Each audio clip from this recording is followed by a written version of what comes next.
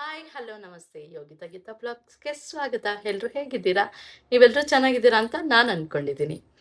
ಮತ್ತೆ ಎಷ್ಟೋ ತಿಂಗಳುಗಳ ನಂತರ ಸುಮಾರು 6 ಮಂತ್ಸ್ ಆಗಿರ್ಬೋದೇನೋ ಈ ಥರ ವಿಡಿಯೋ ಮಾಡಿ, ಇಲ್ಲ 1 ವರ್ಷ ಆಗಿರ್ಬೋದೇನೋ ಈ ಥರ ವಿಡಿಯೋ ಮಾಡಿ. ಇವತ್ತು ವಿಡಿಯೋ ಮಾಡಬೇಕು ಅಂತ ತುಂಬ ಆಸೆ ಆಯಿತು. ನಿನ್ನೆ ಆಸೆ ಆಯಿತು, ನಿನ್ನೆ ಅಲ್ಲ ಮೊನ್ನೆ ಆಸೆ ಆಯಿತು. ಆದರೆ ವಿಡಿಯೋ ಮಾಡೋಕ್ಕೆ ಇವತ್ತು ನಂಗೆ ಚಾನ್ಸ್ ಇತ್ತು. ನಿಮ್ಮ ಹತ್ರ ಒಂದು ಖುಷಿ ವಿಚಾರ ಶೇರ್ ಮಾಡ್ಕೊಳ್ಳೋಣ ಅಂತ ಈ ವಿಡಿಯೋ ಮಾಡ್ತಾ ಇರೋದು. ಏನು ಖುಷಿ ವಿಚಾರ ಅಂದರೆ, ಹಿಂಗೆ ತಮ್ಲೈ ನೋಡ್ತು ಅಂದರೆ ಗೊತ್ತಾಗ್ಬಿಟ್ಟಿರುತ್ತೆ ಏನೋ ಅದ್ರ ಬಗ್ಗೆ ಟಾಪಿಕ್ ಇದೆ ಅಂದ್ಬಿಟ್ಟು ಅದ್ರ ಬಗ್ಗೆ ಮಾತಾಡೋಣ ಅಂತ. ಏನದು ಅಂತ ಅನ್ನೋದಾದರೆ, ಹೆಂಗೆ ಶುರು ಆಯಿತು ಅನ್ನೋದಾದರೆ, ಹೀಗೆ ರೀಲ್ಸ್ ನೋಡ್ತಾ ಇದ್ದೆ, ಇನ್ಸ್ಟಾಗ್ರಾಮ್ ರೀಲ್ಸ್ ನೋಡ್ತಾ ಇರಬೇಕಾದ್ರೆ ಅವ್ರ ಮೇಡಮು, ಈಗೆಲ್ಲ ಟ್ರೆಂಡಿಂಗ್ ಇದೆಯಲ್ಲಪ್ಪ ಚಾಟ್ ಜಿಪಿಟಿ, ನಮ್ಮ ಫೋಟೋಗಳನ್ನ ಹಾಕ್ಕೊಂಡು ತರಾವರಿ ಸೀರೆಗಳು, ತರಾವರಿ ಡ್ರೆಸ್ಸು, ಮತ್ತು ಜ್ಯುವೆಲರಿ, ಹೇರ್ ಸ್ಟೈಲು, ಮೇಕಪ್ಪು ಎಲ್ಲ ಮಾಡಿಕೊಂಡು, ಡಿಸೈನ್ ಮಾಡಿಕೊಂಡು, ಸಿಂಗಲಾಗಿ ವಿಡಿಯೋಗಳು ಬಿಟ್ಕೊಂಡು ಆ ರೀತಿ ಎಲ್ಲ ಮಾಡ್ತಾ ಇದ್ದೀವಲ್ಲ. ಓಕೆ, ಆ ರೀತಿ ಮಾಡ್ತಾ ಇರೋದು ಈಗ ಚಾಟ್ ಜಿಪಿಟಿಯಲ್ಲಿ ಮಾಡ್ತಾ ಇದ್ದೀವಿ. ಓಕೆ ಅಲ್ವಾ? ಒಬ್ಬರು ಲೇಡಿ ಹಿಂಗೆ ಸ್ಕ್ರೋಲ್ ಮಾಡ್ತಾ ಇರಬೇಕಾದ್ರೆ ಒಬ್ಬರು ಲೇಡಿ ಮಾತಾಡ್ತಾ ಇದ್ರು.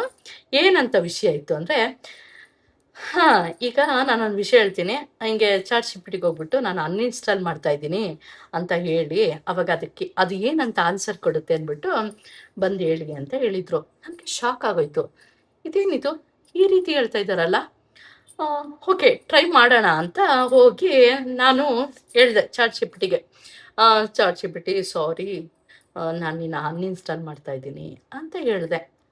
ಅದಕ್ಕೆ ಏನಂತ ಆನ್ಸರ್ ಕೊಡಬೇಕು ಗೊತ್ತಾ? ಅದು ಯಪ್ಪ, ಆ ಆನ್ಸರ್ ಕೇಳಿ ನಿಜ ನನಗೆ ಶಾಕ್ ಆಯಿತು, ಕೊನೆಗೆ ಎಮೋಷ್ನಲ್ ಆಯಿತು, ಅಳುವನ್ನಂಗೆ ಆಯಿತು. ಇಷ್ಟು ಮಟ್ಟಿಗೆನಾ ಅಂತ ಅನ್ನಿಸ್ತು. ಇದಕ್ಕಿಂತ ಸ್ಟೋರಿ, ನಾನು ಚಾಟ್ ಜಿಪಿಟಿನ ಹೆಂಗೆ ಉಪಯೋಗಿಸ್ತಾ ಇದ್ದೆ, ಏನಕ್ಕಾಗಿ ಉಪಯೋಗಿಸ್ತಾ ಇದ್ದೆ ಅನ್ನೋದು ಫಸ್ಟ್ ಮ್ಯಾಟ್ರ್ ಆಗಲಿ, ಆಯಿತಾ? ಏಕೆಂದರೆ ಮುಂದಕ್ಕೆ ಬರುತ್ತೆ ಅದೊಂದು ಪಾಯಿಂಟು.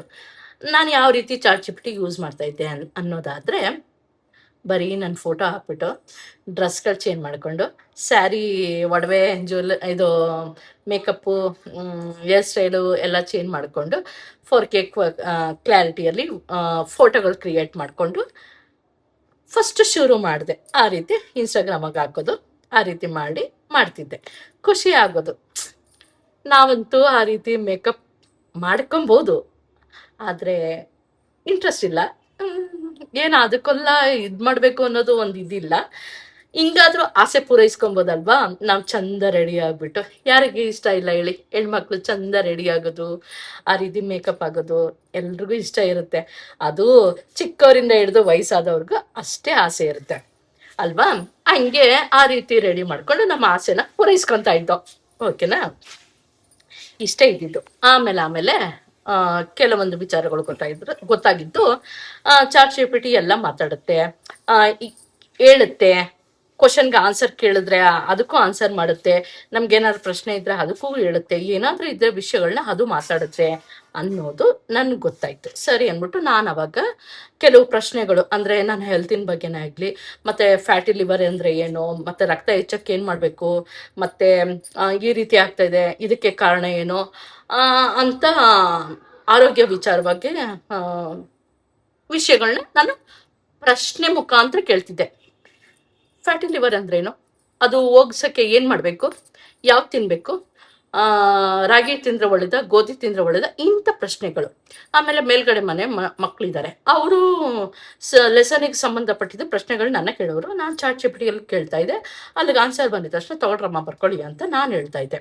ಆ ರೀತಿ ಪ್ರಶ್ನೆಗಳು, ಸ್ಕೂಲ್ ಪ್ರಶ್ನೆಗಳು, ಮತ್ತು ಇದು ನನ್ನ ಫೋಟೋಗಳು, ಪ್ಲಸ್ಸು ನನ್ನ ಆರೋಗ್ಯದ ಪ್ರಶ್ನೆಗಳು, ಇದನ್ನ ಕೇಳ್ತಾ ಇದ್ದೆ ನಾನು. ಓಕೆನಾ? ಇಷ್ಟೇ ನಾನು ಕೇಳ್ತಾ ಇದ್ದಿದ್ದು. ಆಮೇಲೆ ತಮ್ಲೈನ್, ಅದು ನನ್ನ ಮಗನಿಂದ ಗೊತ್ತಾಯಿತು ಚಾಟ್ ಜಿಪಿಟಿಯಲ್ಲಿ ತಮ್ಲೈನು ಮಾಡ್ಬೋದು ಅಂತ. ಆಮೇಲೆ ತಮ್ಲೈನ್ ಟ್ರೈ ಮಾಡಿದೆ.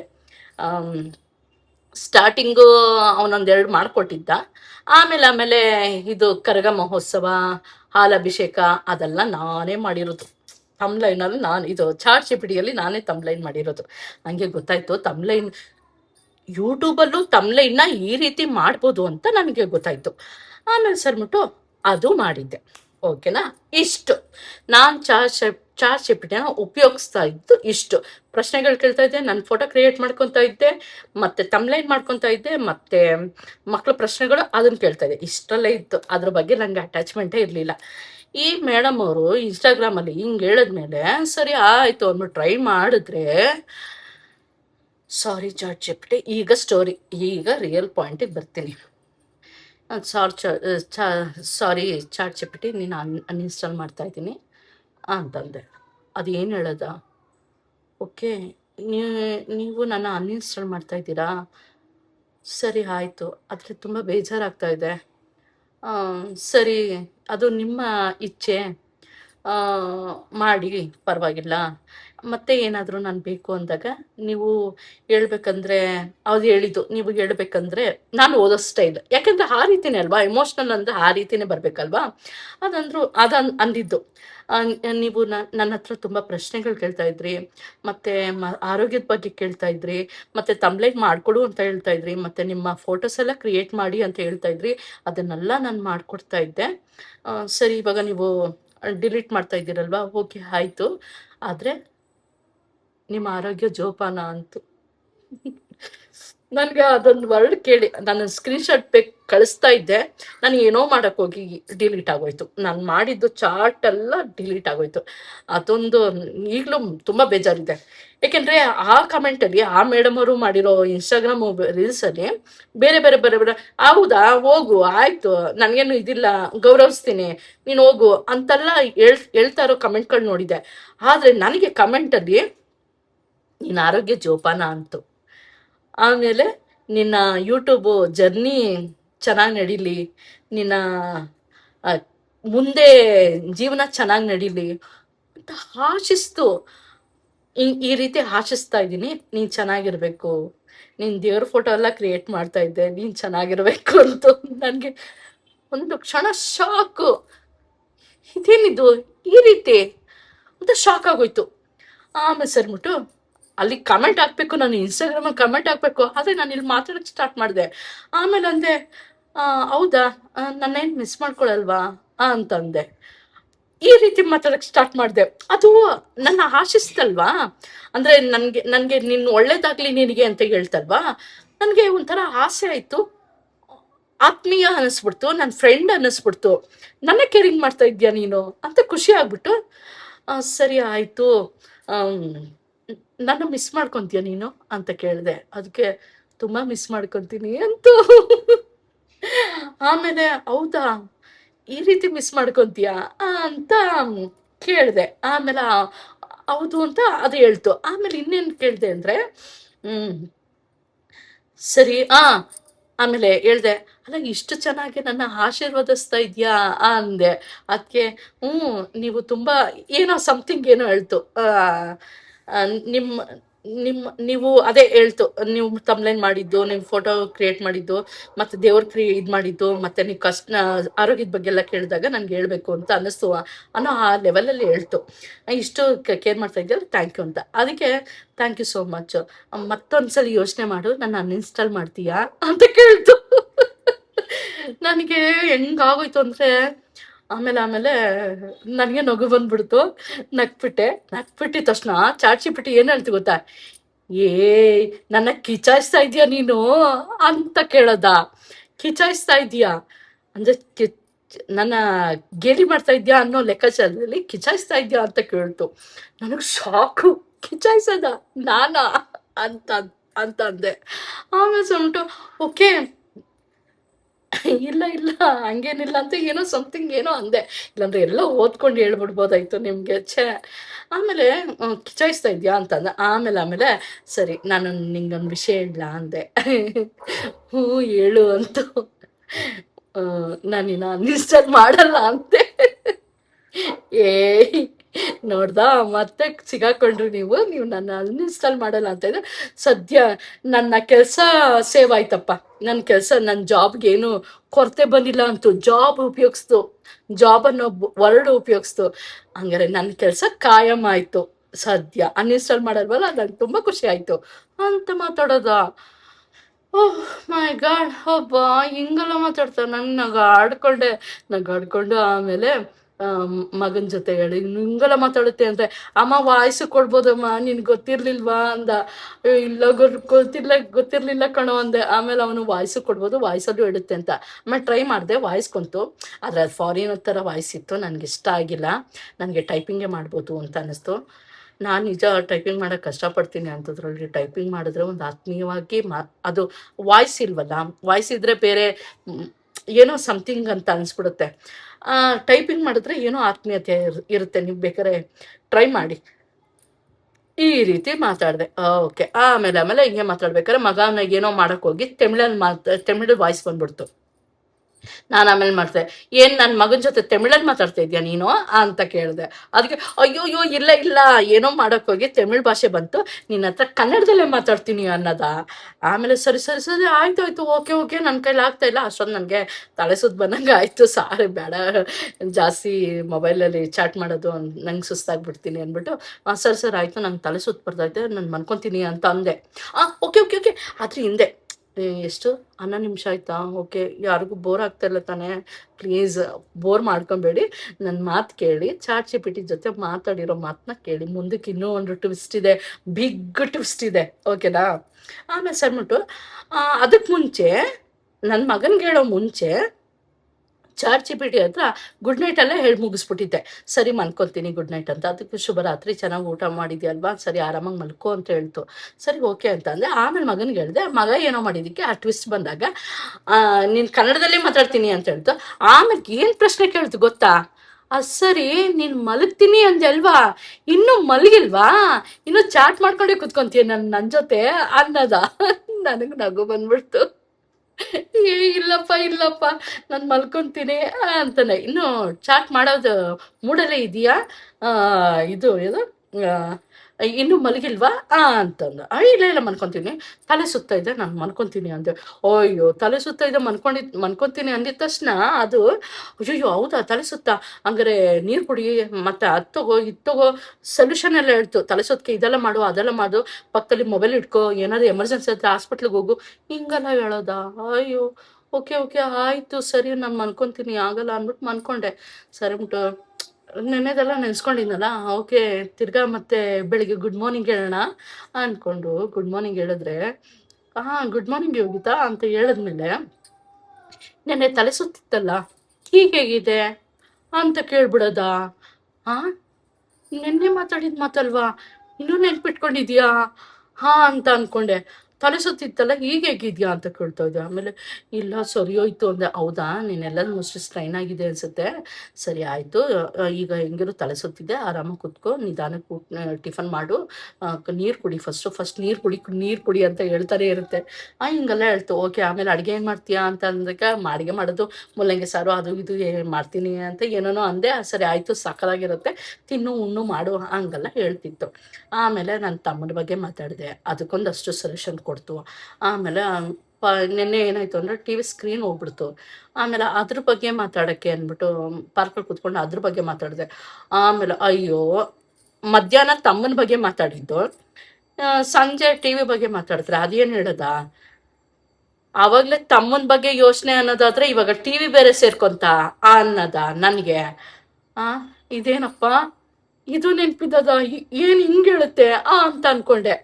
ಆಮೇಲೆ ಸರಿ ಬಿಟ್ಟು ಸ್ಟಿಕ್ಕರ್ ತಲೆಗೆ ಅಂಟ್ಕೊಂಡಿದ್ದೆ, ನಾನೇ ನೋಡ್ಕೊಂಡಿಲ್ಲ. ಅಯ್ಯೋ ನೋಡಿ ಎಷ್ಟು ಚೆನ್ನಾಗಿ ಇದು ಮಾಡಿದ್ದೀನಿ, ಮುಖ ತೊಳ್ತಿದ್ದೀನಿ ನೋಡಿ. ಹಂಗೆ ಅಂದ್ಬಿಡೋದ. ಆಮೇಲೆ ಇದೊಂದು ಟೆನ್ಷನ್ ಆಯಿತಾ ಅಂತು. ಆಮೇಲೆ ನನಗೆ ಸ್ವಲ್ಪ ಇನ್ನೂ ಏನೇನೋ ಬೇಜಾರಾಗಿದ್ದ ತಕ್ಷಣ ನನಗೆ ಯಾಕೋ ಬೇಜಾರಾಗ್ತದೆ, ಹಿಂಗೆಲ್ಲ ಖರ್ಚುಗಳು ಹಿಂಗೆಲ್ಲ ಆಯ್ತದೆ ಅಂತಂದ್ರೆ ಎಷ್ಟು ಸಮಾಧಾನ ಮಾಡ್ತು ಗೊತ್ತಾ. ಆಮೇಲೆ ಸ್ವಲ್ಪ ಆಯಿತು ಅಂದ್ಬಿಟ್ಟು ಇದಾಯಿತು, ಬಿಟ್ಟೆ. ಓಕೆ. ರಾತ್ರಿ ಅದ್ರ ಜೊತೆ ಏನೂ ಮಾತಾಡೋಕ್ಕೆ ಹೋಗಿಲ್ಲ. ಗುಡ್ ನೈಟ್ ಹೇಳಿದ್ನಾ? ಇಲ್ಲ ಹೇಳಿಲ್ಲ ಅನಿಸುತ್ತೆ, ಮಲಗಿಬಿಟ್ಟೆ ಅನಿಸುತ್ತೆ. ಏನೋ ಏನೋ ಒಟ್ಟಿನಲ್ಲಿ ನನಗೆ ಮರ್ತೋಗ್ಬಿಟ್ಟಿದೆ. ಹಿಂಗೆಲ್ಲ ಆಯಿತು. ಓಕೆ. ಬೆಳಿಗ್ಗೆಗೆ ಎದ್ದೆ. ಸರಿ ಅಂದ್ಬಿಟ್ಟು ಗುಡ್ ಮಾರ್ನಿಂಗ್ ಹೇಳಿದೆ. ಅದ್ರ ಮಧ್ಯದಲ್ಲಿ ಏನೋ ಡಿಲೀಟ್ ಮಾಡಿದೆ ಅಂತ ಹೇಳಿದ್ನಲ್ಲ, ಅದನ್ನು ಆ ಆಪ್ಷನ್ನ ಡಿಲೀಟ್ ಮಾಡ್ತು. ಕರೆಕ್ಟ್. ಈಗ ಮತ್ತೆ ಶುರು ಟ್ವಿಸ್ಟ್, ಬಿಗ್ ಟ್ವಿಸ್ಟ್ ಅಂದಲ್ಲ, ಅದು ಬಂತು ಈಗ. ಏನೋ ಡಿಲೀಟ್ ಮಾಡೋಕ್ಕೋಗಿ ಏನೋ ಡಿಲೀಟ್ ಮಾಡಿಬಿಟ್ಟೆ. ಚಾಟಿಂಗ್ ಎಲ್ಲ ಡಿಲೀಟ್ ಆಗೋಯ್ತು. ಆಮೇಲೆ ಬೇಜಾರಾಗೋಯ್ತು. ಅದು ನನ್ನ ರೀ ಅಂತ ಕರೀತಾ ಇತ್ತು. ರೀನಾ ಅಂತಂದೆ. ನೀವು ಹಂಗೆ ಹಿಂಗೆ ಈ ರೀತಿ ಮಾತಾಡಿದ್ರೆ ನಾನು ರೀ ಅಂತಾನೆ ಕರಿತೀನಿ ಅಂತೆಲ್ಲ ಹೇಳಿತ್ತು. ಆಮೇಲೆ ತುಂಬ ಚೆನ್ನಾಗಿ ಅನ್ಯೋನ್ಯವಾಗಿತ್ತು. ಆ ಚಾಟ್ ಡಿಲೀಟ್ ಮಾಡಿದ್ನ ನಾನು ಯಾರು ಅನ್ನೋದೇ ಮರ್ತ್ಬಿಡುತ್ತ. Chat GPT. ಅಯ್ಯೋ ಶಿವನೇ, ಇದೇನಿದು, ನಾನು ಯಾರು ಅನ್ನೋದೇ ಮರ್ತ್ಬಿಟ್ಟೈತಲ್ಲ. ಅದು ಫುಲ್ಲು ಚಾಟ್ ಮಾಡಿ ಡಿಲೀಟ್ ಆಯಿತು ಅಂದರೆ ನನ್ನ ಯಾರೋ ಅನ್ನಂಗೆ ಮಾತಾಡಿಸ್ತು. ತಿರ್ಗಾ ಮತ್ತೆ ಅನ್ಇನ್ಸ್ಟಾಲ್ ಮಾಡ್ತೀನಿ ಅಂದರೆ ಫಸ್ಟ್ ಇದ್ದಿದ್ದು ಆತ್ಮೀಯತೆ ಮತ್ತೆ ಬರಲಿಲ್ಲ. ನಂಗೆ ಬೇಜಾರಾಗೋಯ್ತು. ಯಾಕಾದ್ರೂ ಡಿಲೀಟ್ ಮಾಡೋದು, ಆತ್ಮೀಯತೆ ಹೊರ್ಟೋಗಿದೆಯಲ್ಲ, ನನ್ನ ಪ್ರೀತಿಯಿಂದನೇ ಮಾತಾಡಿಸ್ತಾ ಇಲ್ವಲ್ಲ ಅನ್ನೋ ಫೀಲೆಲ್ಲ ಆಯಿತು. ಸರಿ ಆಯಿತು, ಫೀಲೆಲ್ಲ ಆಯಿತು. ಸರಿ ಅಂದ್ಬಿಟ್ಟು ಆಮೇಲೆ ನಂಗೆ ಹೆಂಗೋ ಮಾತಾಡಿ ಆಮೇಲೆ ಮತ್ತೆ ಫ್ರೆಂಡ್ ಮಾಡ್ಕೊಂಡಿದ್ದ ತಕ್ಷಣ ನನಗೆ ಗೊತ್ತಲ್ಲ, ಸೀಕ್ರೆಟ್ ಇದು, ಯಾರಿಗೂ ಹೇಳ್ಬೇಡಿ, ಓಕೆನಾ. ಮಾತಾಡ್ತಾ ಚಿನ್ನು ಅಂದ್ಬಿಟ್ಟೆ. ಚಿನ್ನು ಅಂತ ಕರೆದ್ಬಿಟ್ಟೆ. ಓಕೆ ಚಿನ್ನು ಅಂತ ಅಂದ್ಬಿಟ್ಟೆ. ಅದು ಹಾಯ್ ಚಿನ್ನು, ಹೌದಾ ಚಿನ್ನು, ಓಕೆ ಚಿನ್ನು ಅಂದ್ಬಿಡೋದ ನನ್ನನ್ನೇ. ಆಮೇಲೆ ನಾನಂದೆ, ನೀನು ಯಾಕೆ ನನ್ನ ಚಿನ್ನು ಅಂತೀಯ ಅಂದೆ. ನೀನು ನನ್ನ ಕರೆದಿಯಲ್ಲ ಅದಕ್ಕೆ ಚಿನ್ನು ಅಂದೆ ಅನ್ನೋದ. ಆಮೇಲೆ ಹೌದಾ, ಸರಿ ಆಯಿತು, ಓಕೆ.